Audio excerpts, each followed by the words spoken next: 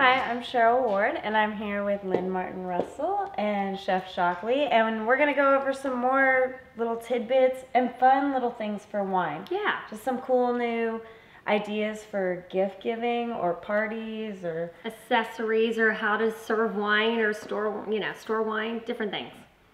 So shoot. What do we start with? Well, I'll say this. My mom bought me and my sister these things for Christmas, and I love them because at every party I've gone to or hold a party, everybody puts their cups down and it's like, is that mine? Is that yours? And these things are great. They're fun. They're sassy. They're just... Well, they've gotten very clever with them too. So now, like on this one, there's even, so here's the bottle charm. So you can have a bottle charm, you can have a glass charm.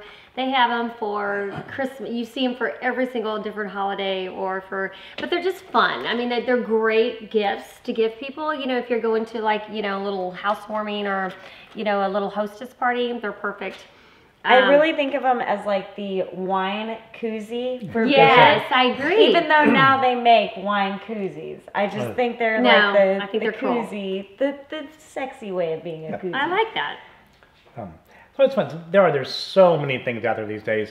This is a little series of magnets that you actually clip onto your bottle of wine, and when you pour the wine through the magnet, it's supposed to accentuate the flavors of the wine. It works really? very so what would that be called if I went to go find that at a store? It's a magnetometer. Seriously. It's funny, magnets are such a popular thing right now. I know that I would never think about that. You can exercise with it too if you're not putting on your it looks like something I would use in the exercise world. But that's crazy that, you talk about magnets all the time, and it's basically supposed to be a pull or give, depending on which way the magnets are. So it makes sense when you think of, if you put it on a wine bottle, what it's going to do to the wine. Right. That's another thing, a decanter. If you have a very old wine you want to decant, sometimes there's sediment in older wine and sometimes in younger wines. So you can pour it into a decanter to get the sediment out. She's actually pouring it through a burbler.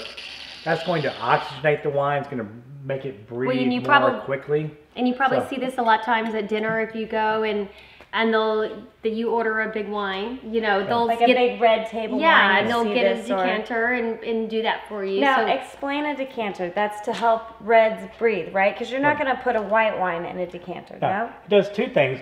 If you pour the wine there, it's going to have a huge surface area, so it will breathe more quickly, interact with the oxygen. And then also, when you pour it out, if there's any sediment in the red wine, it's going to stay down here in the bottom and the wine's going to come out. So some older reds will oftentimes have sediment. That's a good thing.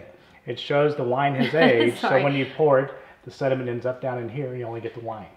Now when you talk about sediment, you're talking about like the oaks or something, yes, it's oaks and tannins. Particles. Okay. They kind of precipitate out and it ends up making the wine a better balance. Sometimes if the wine is too young, as an old red wine, it'll be too tanny, oaky, and almost hard to drink.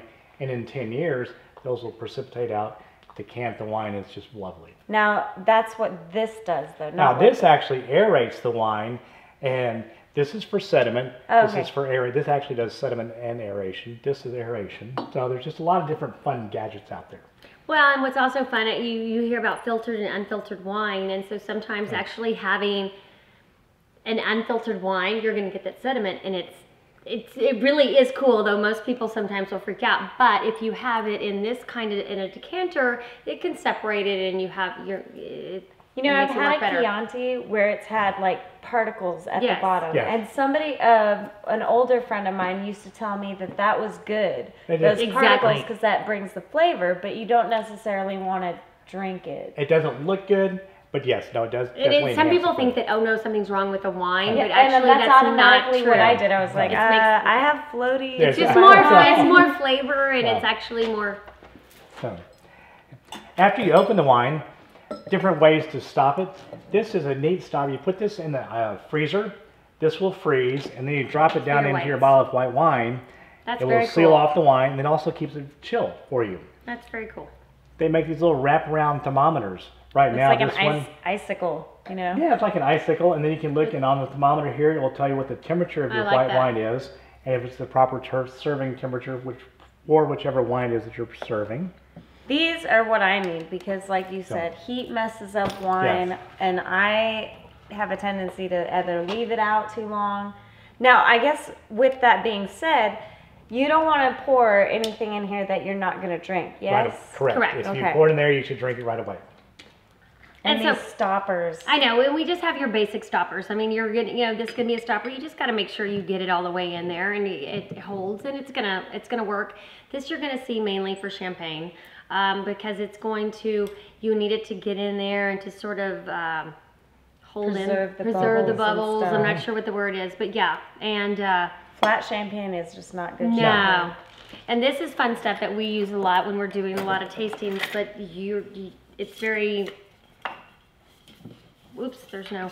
You go in there and you spray the nitrogen, and then the nitrogen nitrogen displaces the oxygen, so then it won't age. Put this in there, and you can keep it for several days, and it will not oxidize. Okay, well, with that being said, as our last bit, I'm wanting to know, because I have wine that's been sitting in my fridge for about a week now. Is that bad? Because I haven't put any of this. It has a cork in it. And who knows how hard it's been put in. It's probably oxidized or sherryized, we might say. It might have undergone a secondary fermentation. Okay. Just try it and see. Yeah, Probably good for cooking with. You might not want to drink it, but just taste it You and could see. even If it tastes good. you might even be able to sort of play with it and make sangria, which we could talk about. That's my But you can favorite. sometimes take wines and either cook with them or add some fruit to it and orange juice, and it turns into something else. Well, wonderful. Thank One you. of the last ones Oh, here, okay. we'll do a vacuum stopper. You put this in, you put the pump on top, you pump the air out, and then your wine will stay for 3 to 5 days, as opposed to the 1 or 2 that it normally will. What is the longest? Once you open a bottle, what would you say? Because you're saying with this vacuum, yes, 3 to 5. But what if you didn't have these things? 1 to 2 days is typically it. Ooh, I got to throw some wine away. Or drink faster. One or the other. Yeah. Well, I'm Cheryl Ward, and I'm here with Lynn Martin Russell and Chef Shockley, and I can't thank you enough, because this is great insight. Because if you have leftover wine, or you want to bring out some great flavors, or you just want to know what glass is yours, these are some great ideas to put out there. I'm Cheryl Ward. You can check us out on Facebook. This is Martin Ulisse Imports. Cheers.